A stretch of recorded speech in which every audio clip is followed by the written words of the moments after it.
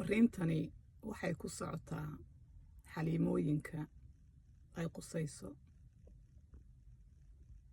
nin nolow maxaa aragti kuu laaban ayaa horey loo yiri.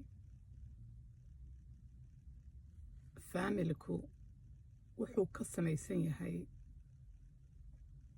laba reer.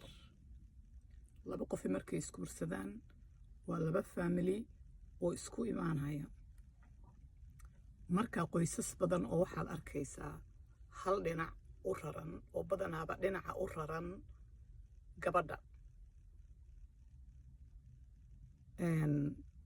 tusaale hadeer gabdhaha Soomaalida markasta waxaa yacni la qiimeeyaa nambarka weyn. gabdhaha Soomaaliyeed majoritigooda waa la isla yaqaanaa waana la ogyahay. sodohda maamada wiilka dhashay aad ayay u neceb yihiin. gees ayaa sodohda la gelinayaa. gabdhaha wiilka la dhashay sidoo kale kadaalig geeskaa la gelinayaa. yacni kaanama waxay u arkaan cadow.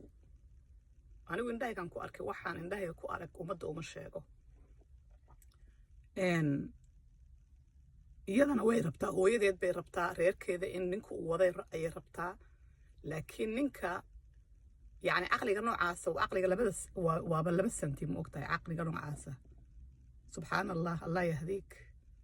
faamilku wuxuu ku qurxoon yahay labada qoysiba inay hareeraha joogaan.